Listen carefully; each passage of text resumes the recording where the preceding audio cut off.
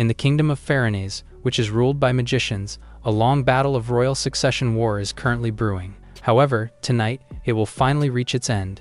The second prince sitting on the throne orders his most trusted servants to eliminate his greatest threat to the throne, the ninth prince Heinz. His followers honor his wise decision and have been waiting for him to give them orders to prove their loyalty to him.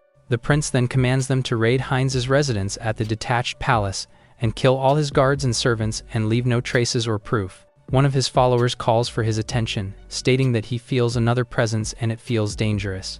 Just then, the follower suddenly drops dead, and a mysterious man with glowing red eyes appears, asking if the boy sitting on the throne is the second prince. The prince is suddenly alarmed and fears for his safety. His swordsman steps in and unsheaths his blade. He recognizes the assassin based on his glowing red eyes, and states that in their sacred kingdom, the only filthy inferior race that possesses no magic is like him, whom they call a Galda or non-magical.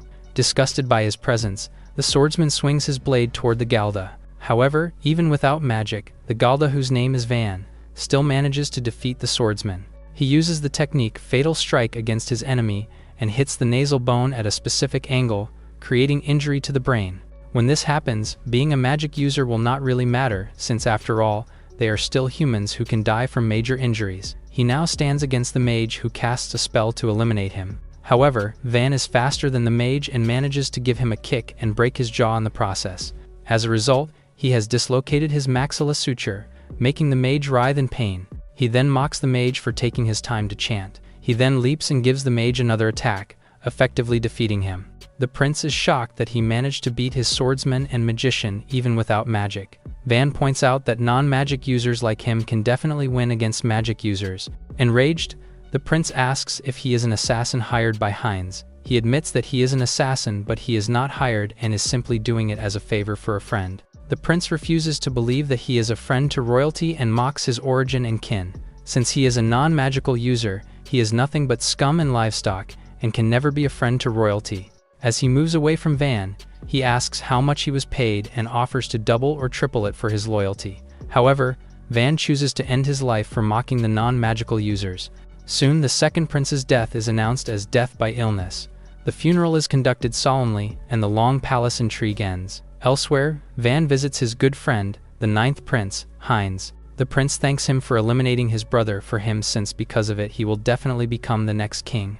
Van congratulates his friend, asking how it feels to finally achieve his long-held dream. Heinz corrects him, reiterating that this is their dream, and swears that when he ascends the throne, he will definitely remove the discriminatory policies against the Galda non-magical race. He will see to it that nobody will ever call them livestock anymore. They then fist bump to this, affirming their promise. The prince then invites him to his coronation night, but Van replies that it will be best not to because it will affect his image as the new king. Heinz reiterates that he will not let such a thing happen, emphasizing that he needs his friend to be there. However, Van ultimately turns down his offer, afraid that it will cause trouble for him as the new king. He will patiently wait until people change their minds about them, knowing that it will not be an easy feat. The prince thanks him for his consideration and understanding. With this, he suggests to his friend that he go home and take a rest for the meanwhile. After all, the long battle is over, and he can now spend time with his family.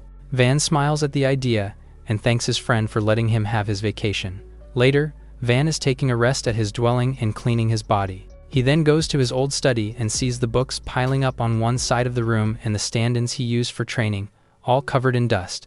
Then it dawns on him that the battle is finally over. Looking back, this battle started when they were young.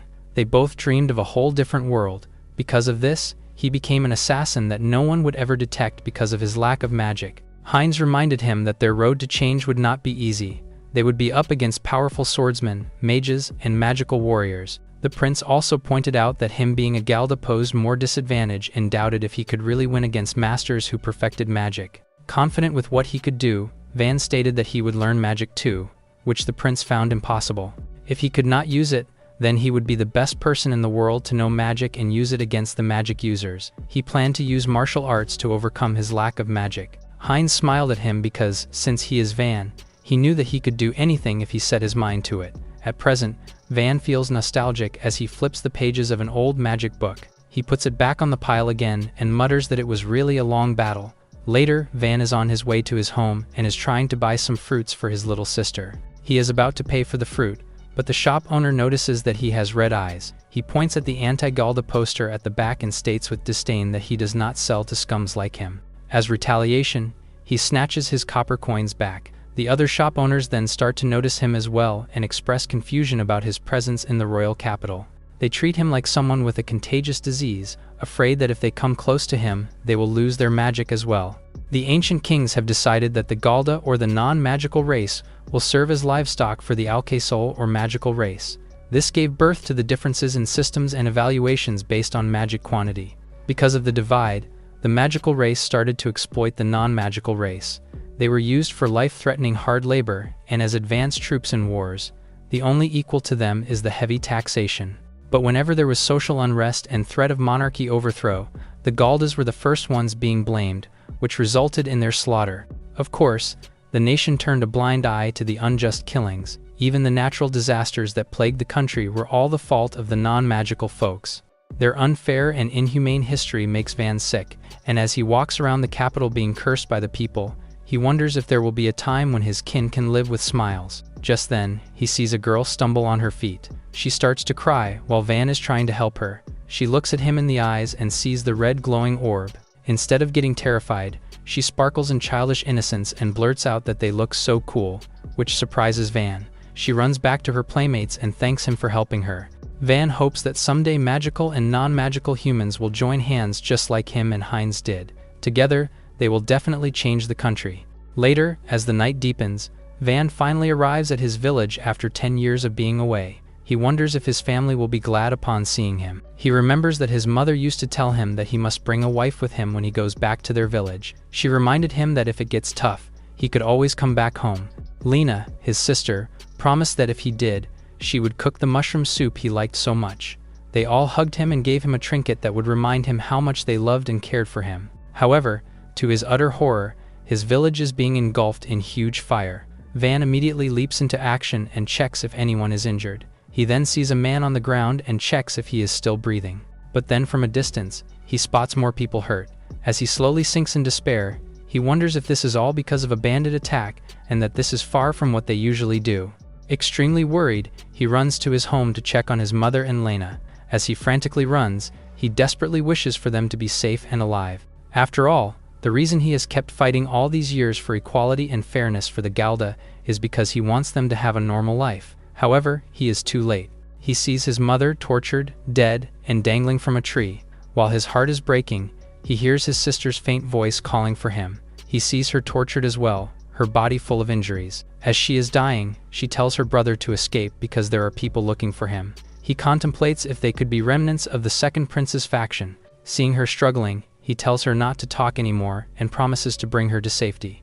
But he knows that his sister is in critical condition because of her severe blood loss. While fighting for her life, she reveals to him in a low voice that she has gotten really good at cooking and that she is really excited to make him try her cooking. She weakly smiles at him as her life slowly drains away from her. She touches his face for the last time and reminds him to never blame himself for what happened. Lena's hand goes limp and drops, a heartbreaking sign that her life has slipped away. Van starts to sob, but a blade is then thrust into his heart by one of the royal guards. The guards celebrate as they declare that they have vanquished the leader of the rebels. The guard is about to stab him once again and asks why he is not dodging. He heartbreakingly answers that there is no one left that he wants to protect, so he does not have any reason to live anymore. The guard sneers and finds it easy to defeat him. Before he accepts his inevitable death, he asks why they had to die and who ordered their death. Without skipping a beat, the guard answers that the newly crowned king ordered the killings because he deems that all non-magical users are useless for their country. Knowing his friend and the promise they had, Van refuses to believe him. As if on cue, Heinz arrives and greets his friend. The guards all bow down at his presence while Van is incredulous and feels so betrayed seeing his good friend be the figure behind the death of his family. Heinz reveals that he became a threat to him. He has turned into a deadly weapon that can kill magicians with physical strength alone and without being detected by magic. If he wanted to, he could shake the peace of the whole kingdom, and so even before he could betray Heinz, the king decided to eliminate him now. Van slowly lays down his sister and states that his friend has been deceiving him all along. Heinz answers that he will still keep his promise of removing the discrimination against the Galda race. However, he will eliminate all of them as well. The guard then attempts to strike Van again, but this time, the man dodges the attack and holds the blade with his bare hand. Seeing him brace for the fight even though he is severely injured, Heinz declares that he is really a monster. The guards take position to protect their king while Van leaps and uses the Galda shadow-style technique to crash Heinz. The king retaliates by using his magic, the Arrow of Light. Their clash creates a massive crater in the whole village. The king scoffs at his old friend, stating that even in his severe state, Van is still fighting to protect the body of his dead sister. This is the Van he knows. Even in death, he will stand proud and will refuse to kneel in front of the magical race. He finds him foolish and bids him goodbye as he leaves Van with a huge hollow in his body. Later, as Van's body lies in the open, a seemingly magical creature approaches him and gives him another chance at life to do better and have his revenge. After some time, Van opens his eyes and looks at his own hands and feet. Disoriented, he wonders if he is still alive and is trying to make sense of his surroundings. Somehow, the place looks familiar to him. Just then, he hears Lena's voice calling out to him. He panics and is utterly shocked that she is still alive. Confused, she asks if he is still half asleep and urges him to wash his face so he can join them in breakfast and celebrate his birthday. His mother suddenly enters the room and greets him a happy 15th birthday, and this is when he realizes that he is back in the past, 10 years ago. It is a nice sunny day, and the family is having their celebration outside. Van is still in disbelief with what is happening and wonders if he is having a long dream. A strong wind blows, causing a flower to lose its petals. He catches one of them, his reflex quick, and Lena finds this amazing. He then realizes that the martial arts that he studied long and hard have stayed with him. Aside from that, the memory of his village burning, Lena's final words, the betrayal of his friend, and the sword that was driven into him are all still clear, and scream that they are all real. Seeing him acting strange, Lena checks if her brother is okay. Van assures her that he is okay and there is nothing to worry about. Just then, their mother calls them to eat together and celebrate. Elsewhere, a woman is riding her horse alongside the guards. One of them apologizes to her for not being able to find any A-rank or higher magicians elsewhere. She criticizes the knights for lacking in response, pointing out that there were civilians harmed. She then sees the Galda village ahead. Unfamiliar with it, the guard explains that the people in the village are not exactly the country's citizens but livestock. The woman finds this disturbing but does not say any word and just continues to ride. Meanwhile, back in the village, Van savors his favorite soup and states that it is nostalgic. His mother hears this and finds it odd since she just cooked for him the other day. He nervously laughs and admits that it is his favorite so he craves it all the time. Lena sweetly tells her brother that she helped with the cooking. He blurts out that no wonder the ingredients are uneven. Pissed, Lena turns to their mother to complain about Van. He then lovingly looks at the two most important people in his life and realizes that he has been given a chance to start over from 10 years ago. However, he does not know what to do or where to start. Seeing the worry etched on his face, his mother asks if he is still worrying about the path he will take. He then remembers that at 15 years old, Galda men should decide their path. He has 3 choices at this stage of his life. 1. Do low-wage labor in the Galda town. 2. Leave town and throw himself into life-threatening hard labor under contempt.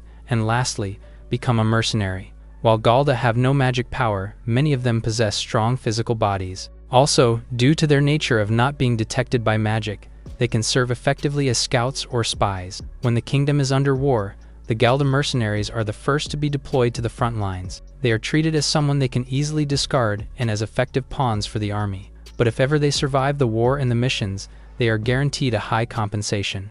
Van is hugged by his mother who now has tears in her eyes. She cries for the safety of her son who has stated his decision to be a mercenary. She will not say that the path he has chosen is bad.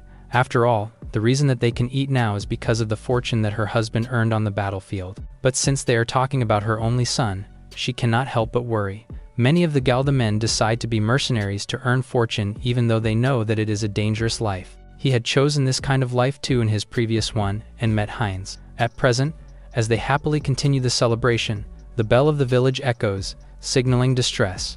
Van realizes something and immediately runs to the town, warning his mother and sister about going there for a while. He ignores their questions and dashes to the town. Meanwhile, in the town, people from the Purification sect, which is a fundamentalist group within the kingdom's mainstream religion, are persecuting Galda people. The group is regarded as extremely radical and branded as heretic even by the church. They see the Galda people as sinners and impurity born from darkness. One of their doctrines is to regard Galda as servants of demons and eradicate them. On his 15th birthday, he remembers that the Purification sect, which was branded as heretic, fled to their region.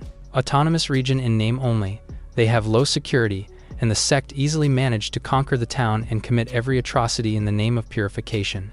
At that time, he could only hide with his family, but now is different because he has the martial arts skill that remained within him. He sneaks from behind as the sect continues their purification on the town. They douse people in flames that they claim have the power to cleanse sin. Meanwhile, as he sneaks from behind, Van surprises a sect member and swiftly strikes. He is undetectable, and this is one of the basic skills that a Galda mercenary uses against magicians. Once you have the enemy locked in your arms, the assassin should injure the brain and spine. If those vital points are targeted first, the magicians will surely die before they can use their magic. With this, he easily downs the sect member, causing shock and uproar from the others. Another member tries to attack Van for what he did. The man raises his sword and tries to stab him, but Van beats him to it and shoves the blade into his chest instead. The man goes limp after the attack. Only weapons infused with magic can pierce magical defenses, and since he does not have this kind of weapon, he plans on using theirs instead.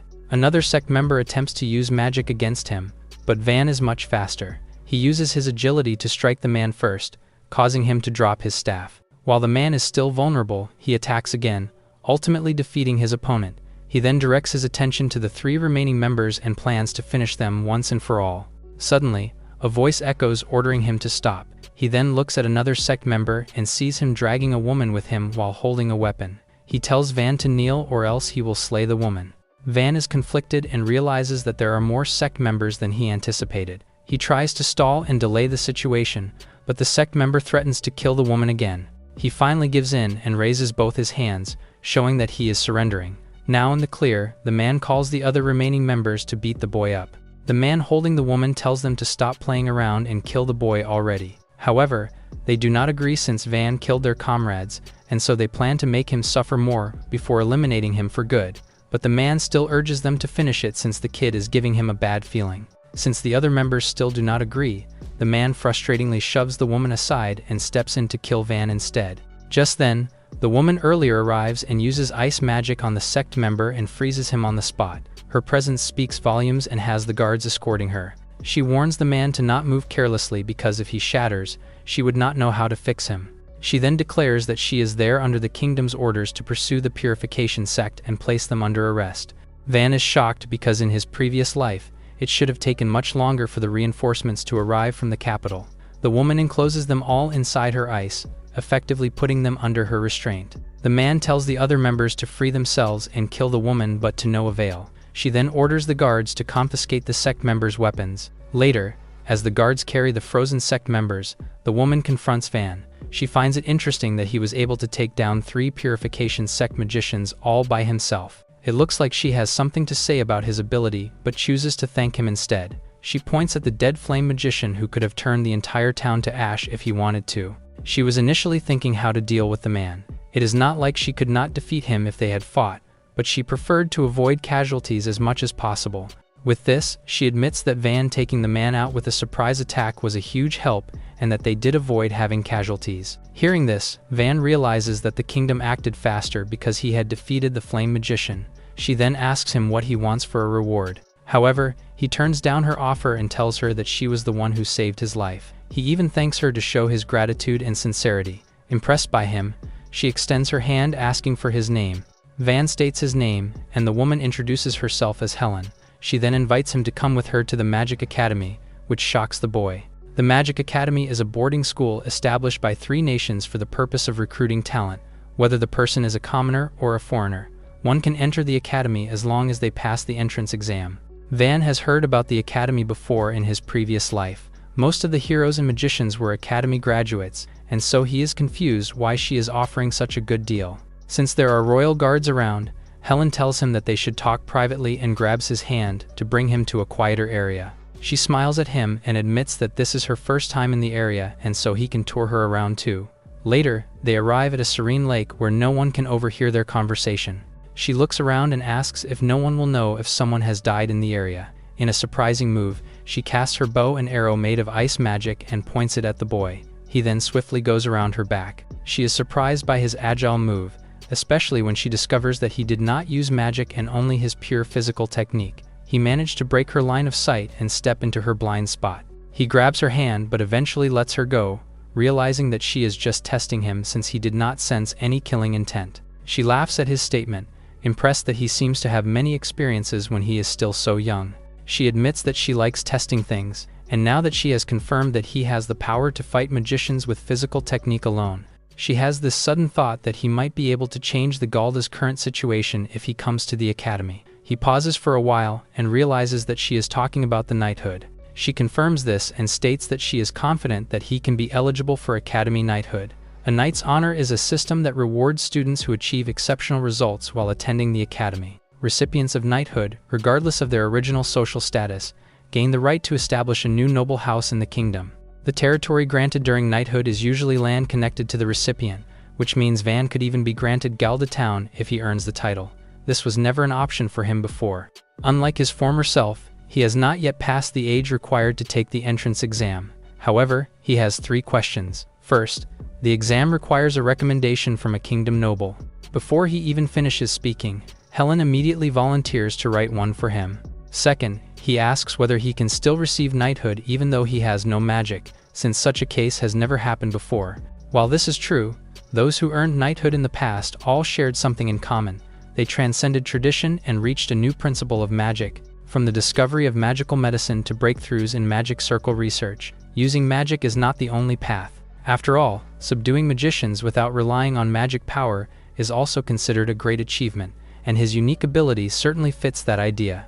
If he can make everyone acknowledge his talent, he could become the first person from Galda to earn knighthood. Lastly, Van asks the girl what her goal is in all of this. Why bother helping him? He knows she is not doing this simply because she wants him to succeed. She smiles at him and asks if she is not trustworthy enough in his eyes. He admits that she looks like someone who wants to be in control of things. He wants to know her true intentions and why she is pushing him to become the Lord of Galda. She pauses for a while but then refuses to tell him her true reason for helping him. Silence stretches between them. Just then, Lena arrives and asks what he is doing by the lake. Van is shocked by the presence of his sister, who happened to hear that he fought the sect in the town earlier. Seeing her worried face, he assures her that everything is alright.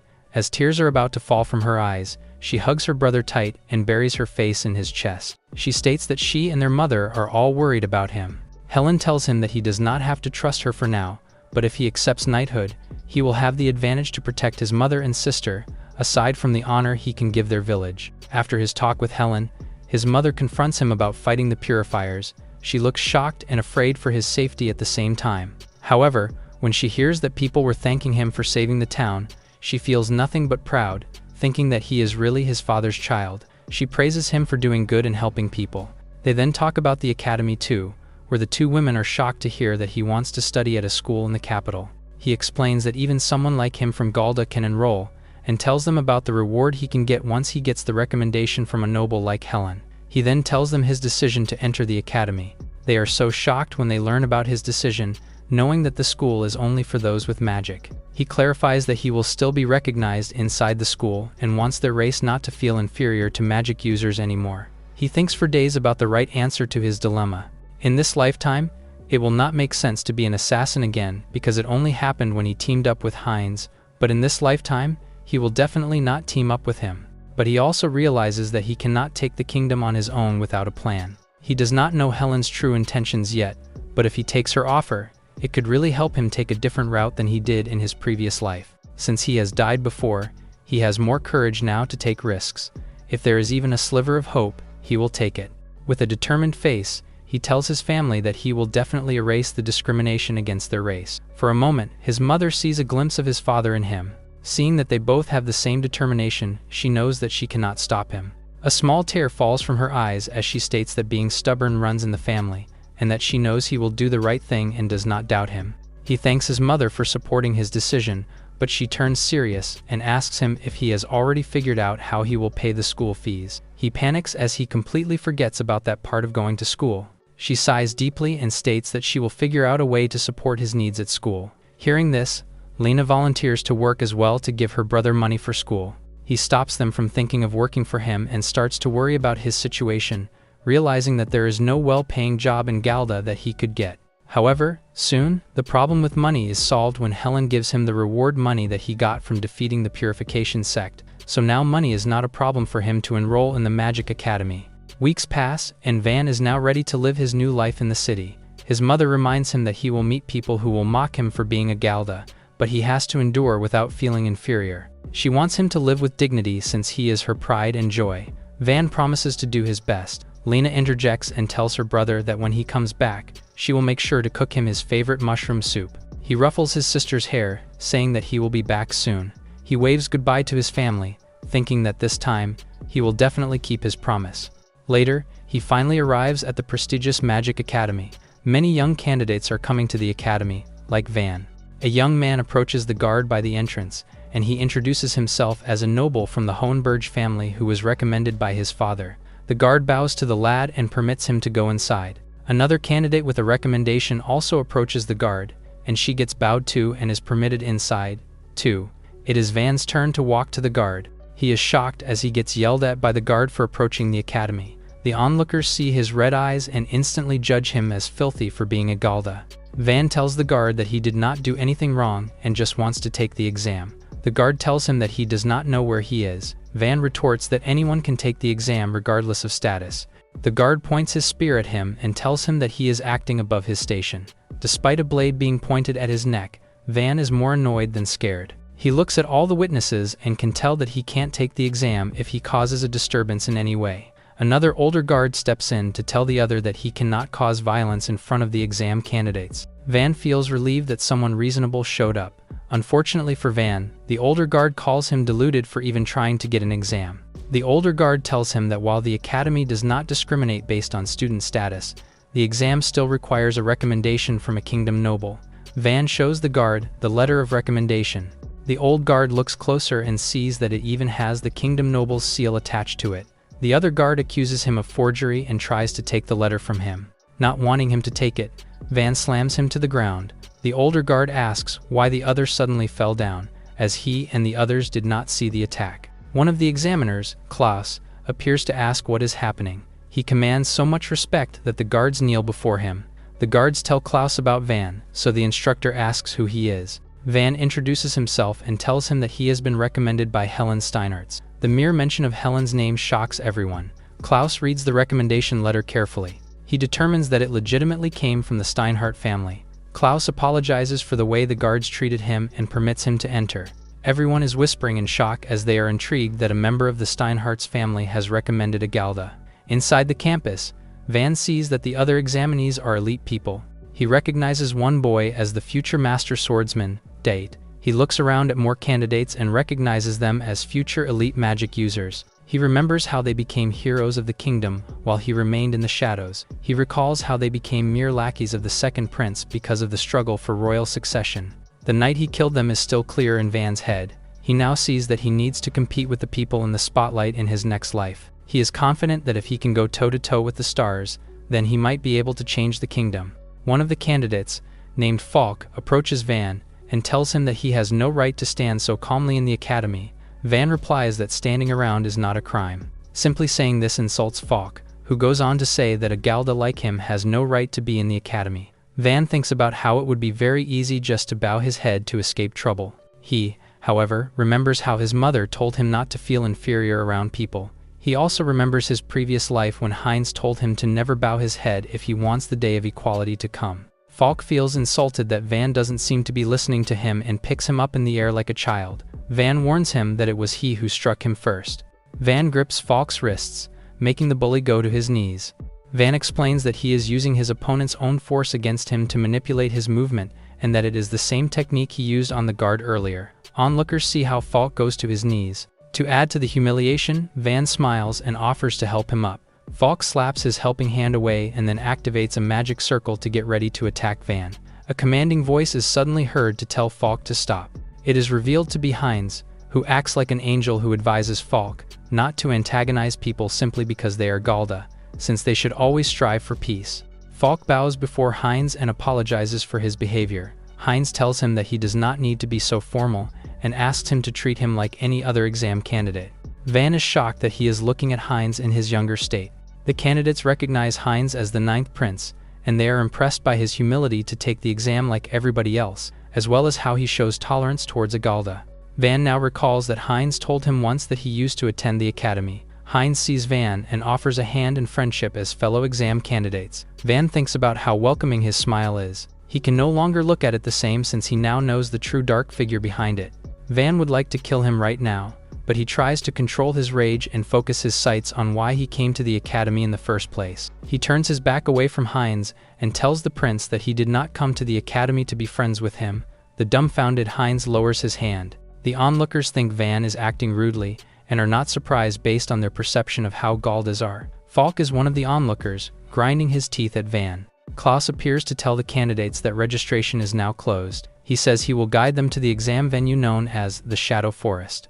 They go to the boundary before the Shadow Forest. The other examiner, named Bren, informs them that the forest will serve as the venue for the entrance exam. He goes on to say that the environment will test the power of each candidate. He explains that the Shadow Forest harbors great magical energy and that their task is to pick and bring back the magic-infused flower called the Tears of Heaven. He warns them that there are many beasts wielding for magical power, too. Bren warns them that interference between candidates is not allowed, but that they can cooperate and form groups with the caveat that each group member can bring back one Tear of Heaven each. He tells them that the time limit is until sunset. Klaus informs them of the Guardian badge they need to wear before entering the forest, and that they can crush it if ever they are in danger, so that an examiner will immediately come to their rescue. Klaus warns that requesting rescue also means immediate disqualification. The examiners announce the beginning of the exam. Multiple candidates go to each other to find their group mates. Van finds that he is the only one alone, as no one wants to team up with him. However, he does not care, as he thinks it is easier to work alone. Van approaches Bren and asks for his Guardian badge. The examiner looks at him with disdain, but still hands it over to him. As Van enters the forest, Falk watches him. Inside the forest, Van faces a green bear beast demon immediately. He recognizes beast demons as animals with strong magical power that can be more troublesome than humans in many cases. The bear charges straight at him. Van hits it with a punch straight to the chest. He calls his attack the Crushing Strike and explains that it uses force waves generated by the strike to penetrate surface defenses and cause internal damage. The bear foams at the mouth and then falls to the ground. Van looks behind him, knowing people are following him. The two who followed him instantly hid themselves behind a large tree. It annoys Van that they are barely concealing their presence. Behind the tree is Falk, who thinks Van used poison to take down the bear and judges him for using a dirty Galda trick. His partner, Alex, asks him if he is really going to attack him when the rules state they can't interfere with other candidates. Falk says he is confident that they won't be in trouble for it because he is sure that the examiners have no intention of letting a Galda pass the test, especially one who was rude to the prince. He smiles at the thought of killing Van without consequences. Meanwhile, the examiner Bren is in a huge dungeon, being guided by a guard through its corridors. They stop at an iron prison door, and Bren asks that the guard hand him the key to it. Bren assures the guard that they do not need to fear the beast inside the prison since they control it using magic. Bren reveals that the beast will only target Van. He says that it would be damaging to the Academy's honor if a Galda like him passes. He shares his plan to make it look like Van died during the exam from a natural accident. The guard asks what will happen if other candidates get hurt too. Bren assures him that there would be no other candidate who would team up with Van because he is a Galda, so no one else will get hurt. Bren opens the door with the key. As the gate opens, he orders the beast within to eliminate the filthy Galda for the Academy's pride. Within the shadows are the glowing eyes of the beast. Klaus is at the forest entrance and is looking at the sky as he senses that there is danger approaching somewhere. Bren returns to the forest, so Klaus asks him where he has gone. Bren tells him that he was just getting ready for the next part of the exam. His smile makes Klaus suspicious that he did something wrong. Meanwhile, Van has found a bundle of the Tears of Heaven flowers. He thinks about how he will pass if he returns with one of the flowers. He looks behind him and tells his stalkers to come out. Falk and Alex reveal themselves. Falk is impressed that Van managed to notice them and insults him for comparing a Galda's nose to that of a dog. Van comes back by saying he has experience with cowards who attack from the shadows. He notices the irony of his saying that when he used to be an assassin who struck from behind. Falk claims that they are coming for him to prove that Galdas like him are unfit for the Academy. Van tells him that he is making excuses and that he just wants revenge because he embarrassed him in front of everyone before. Van claims that he will beat his petty pride out of him. This angers Falk, who, along with Alex, powers up for battle. Van can tell that Falk is a spellcaster mage, while Alex is a sorcery swordsman. He reviews that the 3 types of magic combat are projecting spells as a spellcaster mage, channeling magical power into weapons as a sorcery swordsman, and containing magic within the body to enhance their physical abilities as a magic martial artist. Van looks closely at Falk's face and can tell from how nervous he is that he has no killing experience yet. He commends the bully for at least having the guts to try killing. Van thinks about how he cannot kill them since a noble child dying means their house will mobilize everything to find the culprit and exact revenge on their family.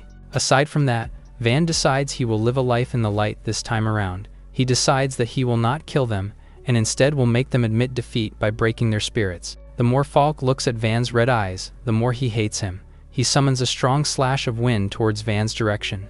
Van evades, but it slightly cuts his left arm. Falk commends him for dodging but warns him that he will have a hard time since someone without magic like him cannot see the attack coming. He offers mercy if Van kneels and begs for forgiveness. Van replies that it was just a gentle breeze for him. This angers Falk even more, who summons his next wind attack. Van dodges it easily. Falk is confused about how he can see his attack, but in reality, it's his killing intent that was leaking all over the place. A punch is planted into his gut, and it's strong enough to knock the wind out of him in an instant. Seeing this, Ralph also gets ready to fight and coats his blade in light. He leapt in to strike, but even from that distance, it's obviously just simple enchantment magic. If the sword isn't touched, then it's just an ordinary weapon. It isn't as easy as it sounds, and the top speed of a sword reaches thrice that of a punch. However, Van's lightning-fast footwork was more than enough for him to take control of his opponent's wrist instead of his blade. In the blink of an eye, he circled to Ralph's back, his arm still in his hand, and did a quick chop to his joint. Both boys were on the ground, beaten before they could even do anything. The former assassin asks if they want to continue, but warns that he won't hold back anymore if they do. His deadly gaze makes it obvious that he's being serious, so Falk urgently apologizes and asks for mercy. However, his cries are interrupted as Van sharply turns to the other direction. The two were confused, but he sensed danger and was sure that something was wrong. Realizing what it was, he urgently tells the weaker boys to get away from there right now. A massive presence approached them, leaving a trail of fallen trees behind it. It was too late. They could only stare in shock and fly away as it charged with its enormous horns. Even Van was caught off guard by the unexpected enemy, but the Hellsboar, a demon beast, was getting ready to strike again. There was no reason for such a high-ranking beast to be in that forest. It started pawing the ground, signifying that the next charge was already coming soon. The beast is also called the Cursed Fang, and its charge is said to be as strong as siege magic. Understanding the situation in an instant, Van tells the two to get out of there right now, if they can still move.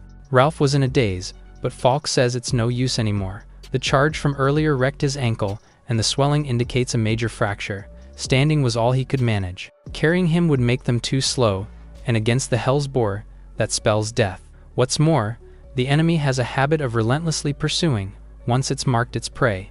There's still the badge that can call for help, but how long would it take rescue to get there? Falk tells his friend to leave him and run away on his own. Acting all valiant, he says he should be able to handle something like this alone. It looks like Ralph was about to, but he surprisingly pats his comrade with a smile, saying it would be a disgrace to abandon him. While the two prove their bond, Van stared intently, and tells them to break the badge while he buys time for rescue to arrive. However, failing the exam that way would also disgrace their noble houses. Rather than staining their family's name, they would rather die, trying to fight against the demonic beast. The display looks heroic, but it was nothing more than a headache to Van. He calls them out for being driven by nothing but cheap pride. If they're going to fight, they might as well fight to win with the pride of kingdom nobles. The Galda's arrogance irks them. Unfortunately, there was no time to fight as the beast was charging in again. Bren delightfully looks up and says it's about time. Overhearing, Klaus asks what he's talking about. He says he's just thinking out loud, and asks if anyone has called for help with the badge. Told that no examinee has used it so far, he smirks in sly satisfaction, believing the boy didn't even have time to use it.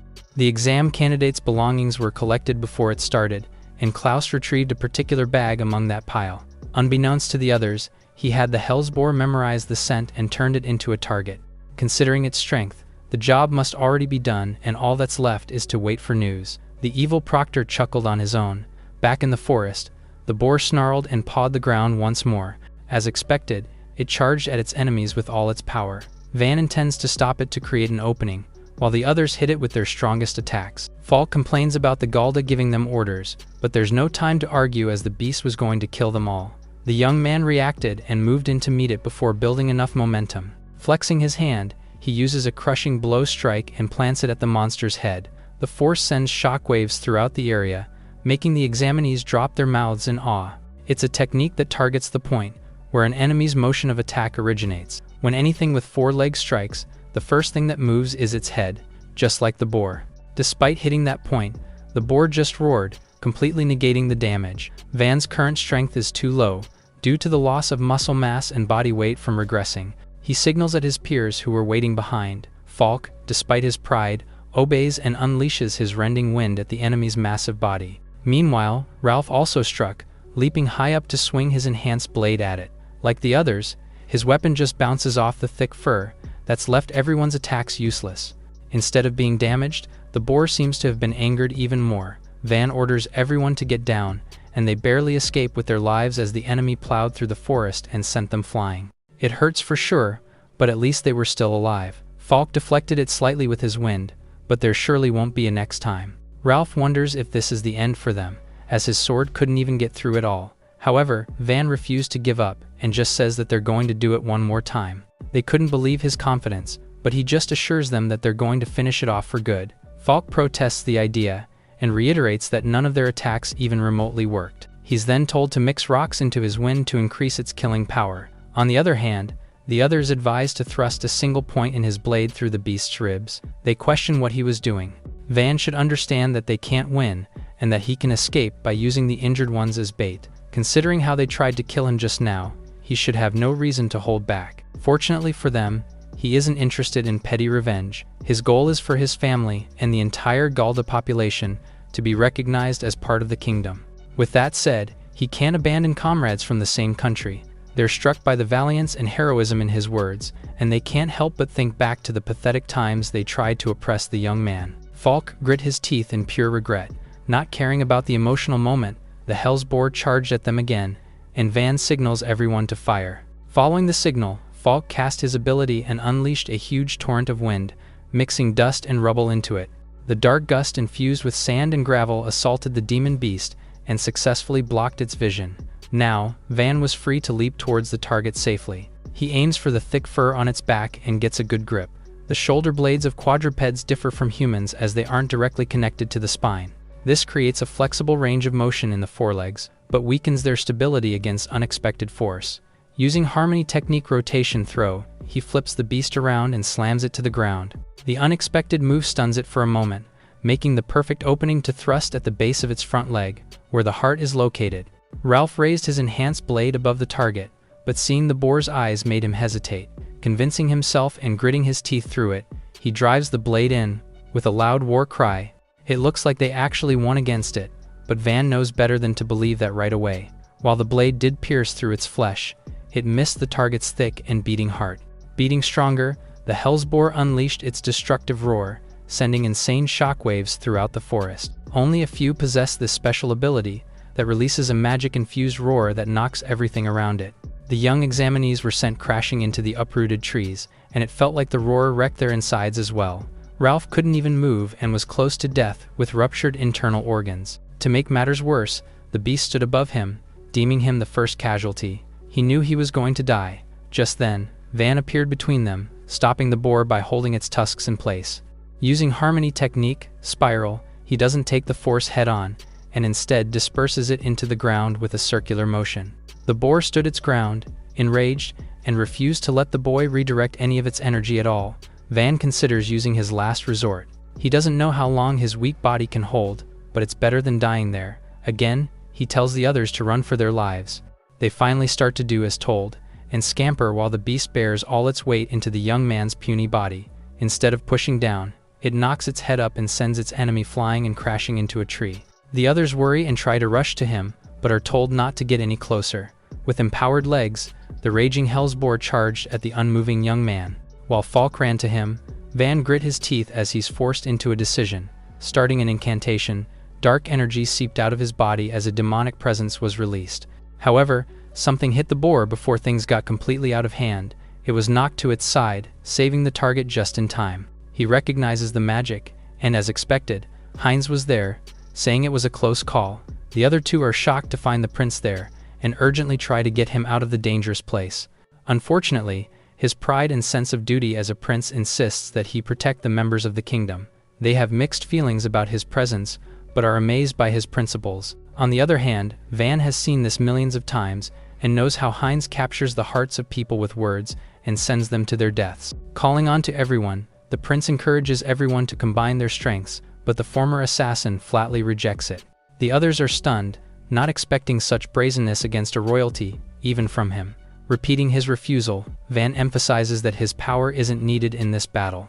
The other two tell him to show some respect to the prince, adding that he saved him earlier. On the contrary, the Galda believes that they would have defeated it already if he didn't intervene. His immodest self was as astonishing as ever. Instead of being offended, Heinz just asks if they really don't need his help. Intent on proving it, Van walks up to the recovered boar and tells him to shut up and watch like royalty always does. The beast ran at them again, and while they all confidently stood their ground, the two boys hesitated and hoped to get at least one strike in. With a cool head, Van tells them not to rush, as dying now would be a waste of their life. They only had one shot left in them, but that should be more than enough. Told to wait for his signal, the two nod their heads in affirmation and obediently prepare. Meanwhile, Heinz watched in silence. It was finally time to settle things once and for all, so Van charged in to meet the beast halfway. Although he panicked last time, he knows now that he can win without using that technique. The Hellsboar struck but wasn't as aggressive this time. Having failed 3 times already, it judged the human group as a formidable enemy, and was now attacking with a lot more caution. This time, it unleashed a hook thrust, which the boy easily dodged. He can barely handle it with the smaller opening. The game of cat and mouse continued, leaving the others to watch as the Galda skillfully evaded the enormous enemy's tusks. It's difficult to believe how fast he was moving, despite not having any magic power. Now witnessing his movements for the first time, Heinz knew he wasn't just fast. By manipulating his center of gravity, he's eliminated all preparatory movements. As it's a technique only used by high-ranking martial artists, the prince wonders who he is. In addition to his continuous dodging, Van was also counter-attacking here and there, piling damage up no matter how small it seemed. It's a fierce assault comparable to raging flames, but strikes without magic are no different from a gentle caress to the demon beast. It roared in complete frustration, the only effect of the relentless smacking. However, this was exactly what the assassin intended. The goal is to irritate it enough and draw a certain move. Finally, it comes. The Hellsboar opened its mouth wide, intaking air in preparation for its destructive roar, just as they saw a while ago. He then calls to the wind user, who casts his rending wind at the enemy's open mouth. Infused with sand, it tears into the beast's vulnerable respiratory system, forcing it to turn over in pain and suffocation. Since this is still far from enough, Van follows through by closing the gap and using both hands to unleash a crushing blow. It hits the boar right on its thick skull. The shockwaves delivered from left and right converge at a single point inside the skull. They're like 2 ripples merging to form a larger wave. This time, the attack is successful enough to make the boar foam in the mouth and release its magic defenses. It was finally time for the killing blow, so Ralph raised his blade, focusing all the enhancement into the sharp edge. With a loud shout, he swung down and surprisingly cut the beast in half. It was unbelievable, but the 3 children actually managed to beat the demon beast.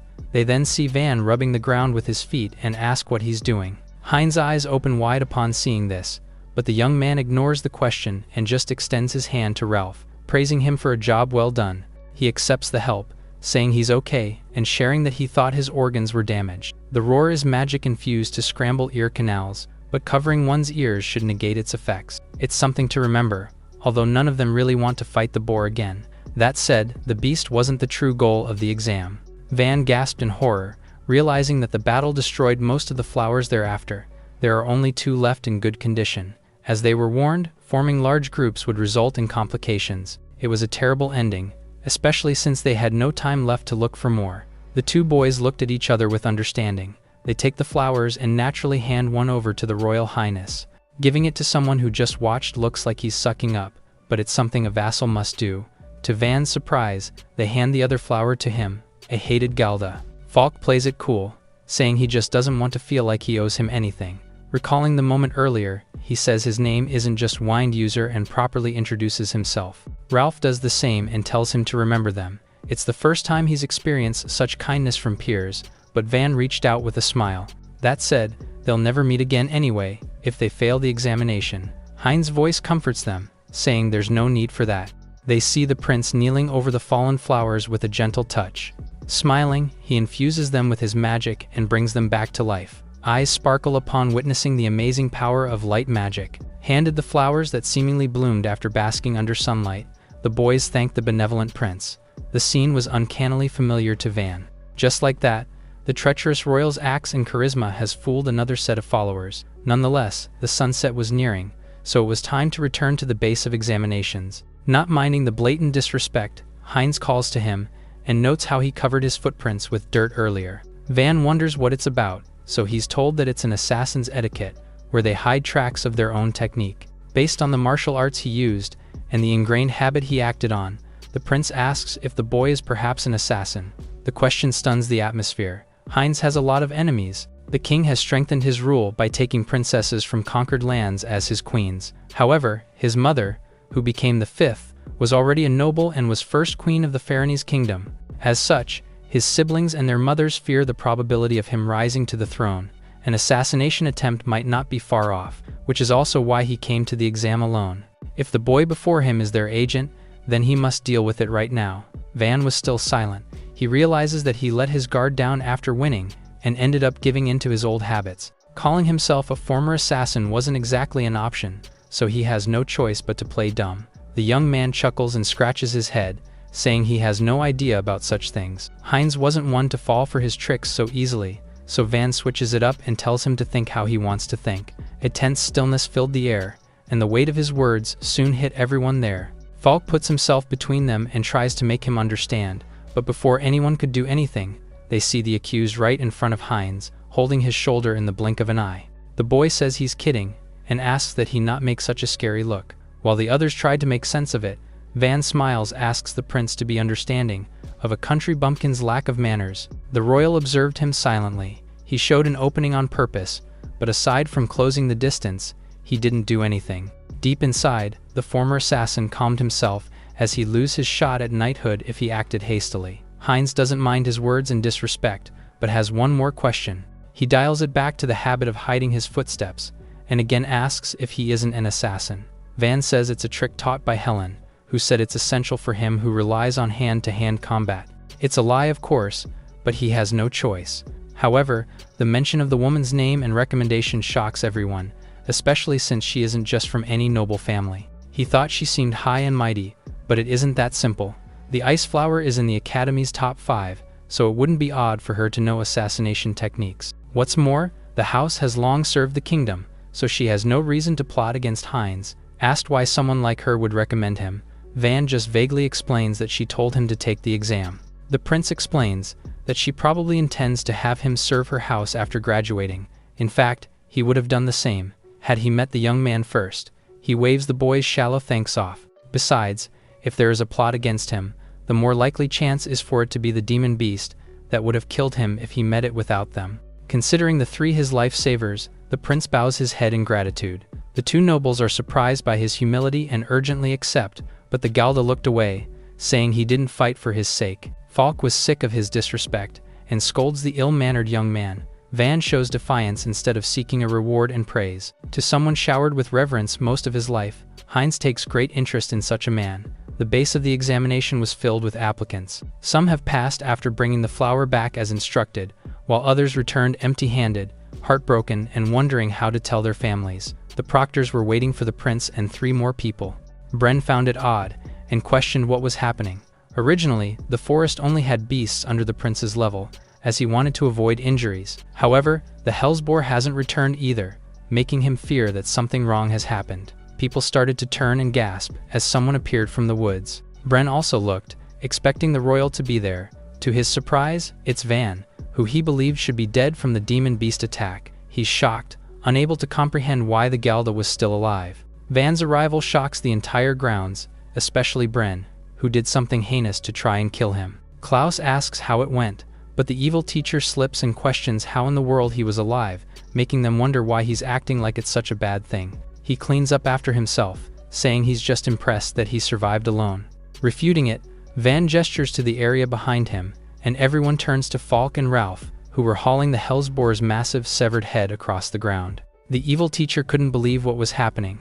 The applicants explained that they brought it back, as it might have been sent to kill the prince. Klaus is shocked that it was even there, while Bren slips again about how it failed to finish them off. The crowd is silent as his words hit their ears, but he brushes it off and pulls another lie, about being impressed by their performance. Just then, Heinz appeared with a bright smile, saying it was a truly magnificent battle. His institution baffles the teachers, and they ask if he also participated in the dangerous situation. Hearing that he was there by coincidence, Bren starts to panic at what might end up happening. He basically sent a demon beast after royalty, and he'd be done for if word of it gets out.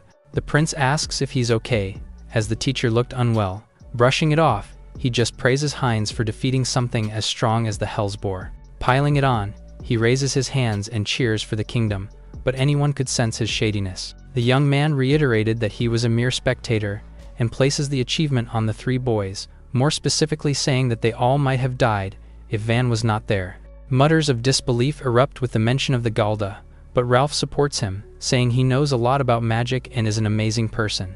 Even Falk openly shares that they fought and won under his command. Bren starts to question it, but Heinz says that it's only natural for someone who's been recommended by Helen Steinhartz. She didn't actually teach him anything, but it's the story he has to go with. Meanwhile, the others stared and tried to comprehend the prince's high praise. Combined with the Steinhardt's recommendation, they finally start to acknowledge the Galda. Having been fair from the start, Klaus bows his head to politely express his gratitude. As one of the kingdom's subjects, he is truly grateful for what the boy did. Van starts to insist that he just counterattacked against the beast, but thinks better of it and moves on by handing the required flower to pass the exam. The other three do the same, so Klaus turns to his fellow proctor, who clears his throat despite himself and calls their names. The prince, Heinz, the nobles, Falk and Ralph, and finally, the Galda, Van. Everyone confirms their presence, and Bren formally acknowledges their acceptance into the school. After a long and tumultuous afternoon, Van became a student of the academy. That aside, the prince orders a thorough investigation and report into the demon beast incident. A while later, all the new students were gathered in the hall and welcomed by the headmaster. What is asked of them is not merely magical talent, but above all, the true nobility to become the kingdom's sword and shield when the time asks for it. In his previous life, Van never imagined that he would be standing alongside nobles. It's a small step, but was proof that the world was changing, and he's going to walk the path until the day discrimination against Galda is eliminated. Above him, Helen watched intently and soon walked through the academy's halls. Upon reaching a door, she entered a room where 4 people sat around a round table, waiting for her. Acknowledging them, she says everyone seems to be there, but Karina calls her out for acting all high and mighty when she's arriving late. Not one to waste time, Amelia then asks why they've all been gathered there today. Arnulf says there's only one topic the 5 brilliant crowns would discuss. Honus, the 8th prince, agrees, saying it's to deal with the foreign substance that's infiltrated the school. The way he puts it is telling. Quite an unusual event has taken place, to say the least. After all, for the first time since its founding, the Academy has accepted a Galda. Most of the 5 disagreed with the decision, and considered it a grave matter to be addressed. To make matters worse, the one who recommended his enrollment is among the 5 of them. They demand an explanation from Helen, who didn't bat an eye at their words. The Academy gathers noble sons and daughters with strong magic and high pride, which usually clashes and causes duels. To keep order in such an academy, a group of idealistic students took it upon themselves to form a disciplinary organization and called themselves the 5 Brilliant Crowns. Helen is told to explain herself and why she'd recommend a Galda's admission. She says she simply acknowledged his strength and nothing more, but Karina questions the mere idea of a Galda being strong. To many, they're people cursed by God and cannot possess any real power. Despite her calm demeanor, Amelia silently agrees with her and asks how someone without magic can train to become the kingdom's sword and shield. To those without any magic, God does not exist, and this is common sense for the country. Striking it at common sense is convenient, and is the stock excuse people use to stop thinking and justify bad customs. The royal prince is insulted by her indirect jab at his family, but the woman remains unfazed by his scowl. With this, Arnulf suggests testing the boy to see what he's made of. One way or another, they can find out if Van really has the power to protect the academy. Onus is elated by the idea and asks if Helen agrees with the proposal. If they conclude that he lacks strength, then her judgment will naturally also be called into question. Knowing this, she still has no problems about it. She doesn't even care who they send, and warns them against underestimating her beneficiary. While the prince scoffs at her arrogant words, Karina volunteers to take on the responsibility of testing the boy. He tells her to go all out, and Helen just wonders if Van has somehow caught her interest. Losing her smile, she says she just wants to crush the ice flower's favorite, along with her arrogance. Meanwhile, the young man in question was walking through the academy halls. It was as normal as ever, with people attending their classes, worrying about rankings, and making small talk with their classmates. It's been a week since Van enrolled, and he's been living a surprisingly peaceful life since then. That said, he's had a few greetings here and there. Just some time ago, the class sat quietly in front of the lecturer. With a nasty look on his face, he calls the Galda on, and asks him to explain four-element theory in magic. He's silent for a while, which is only natural as the question is way beyond their level. The professor mocks him, saying it might be too much for a race that can barely read, but Van surprises them by giving a perfect and concise answer to the ill-intent question. The old man stared in shock, as his substantial explanation proves his extensive knowledge. With a knowing smile, the young man asks if he'd like a more detailed discussion. This shuts the lecturer, who proceeds with his lesson. Since then, the blatant harassment has completely stopped. Ralph ran up to him and gave a playful smack on his back. Noting the serious expression on his face, his friend invites him to have lunch. Van vaguely says that something is probably because of him and Falk. Asked what he means, he just says that they've been a huge help, and walks to the cafeteria. While they note how weird he's been acting lately, a woman suddenly called to the freshman. He turns to her and asks what she wants, but she just scowls at him, saying he walked right past her without doing anything. Explaining that they didn't notice, they politely bow and apologize to the senior, but Van finds the tip of a sword just inches from his neck. Ralph freaks out and demands to know why she'd do such a thing. While commoners are expected to kneel before nobles, Galda must grovel on the floor. He argues that there's no need for him to go so far, in an academy where they're all just students. However, she refuses to give in and tries to make him understand the situation he's in, putting the blade even closer to his neck. Ralph defends his friend, saying she's out of line, even for an upper-class man. She orders him not to be so stubborn, and be obedient for a peaceful academy life. The former assassin wasn't one to be afraid of such petty threats. Basic respect between juniors and seniors is fine, but oppression isn't something he appreciates. Seeing him grip her blade, she instinctively pulls back, wary that he might take it from her. With her weight coming down on the thin blade, Van uses a quick chop to break the other end off, letting it clatter noisily to the floor. By combining bending and twisting, he pushes the metal to its limit, and shatters it with a sharp impact. Pointing a sword not enhanced with magic at him, was basically asking for it to be snapped. Such blades are usually meant for training, and can't withstand real combat. She says real swords aren't allowed on campus, if one isn't a brilliant crown. While he takes note of the name, the girl turns away, adding that she's done her part already. Another voice confirms that he does have fangs. Karina approached, listing his faults and saying she has to take action, as part of the disciplinary committee. The others are shocked that the sword princess herself was there. On the other hand, Van knew her from a different time, when she held a much fiercer title. She will be known as the woman who reaped thousands of lives on the battlefield, but what was she doing there? In Van's first life as an assassin, there were several rebellions that shook the kingdom. Behind the scenes was a militant faction of purification sects called the Circle of White Annihilation. The most feared among them was Karina, a demon swordsman who mastered all sword techniques and killed numerous heroes. The kingdom eventually destroyed the circle at a great cost, but the chaos that came with it sparked the later struggle for the throne. Van only saw her in the battlefield once, so why was the sworn enemy of the kingdom in the Magic Academy? She adds another charge to his list of offenses. Asked what it is, she says it's just plain rude for him to stare at an upper-class man without saying anything. He bows in apology, explaining that she honestly didn't look like a senior to him. However, his words only serve to insult her. Ralph urgently tells him to stop, and says that she's one of the 5 crowns, but he doesn't even know what that group is. They pertain to the Academy's top 5 students, with real power and top-class family backgrounds. Karina enrolled at the mere age of 13, and was as real a powerhouse as one could get. His introduction is satisfactory enough for her to thank him with a smile.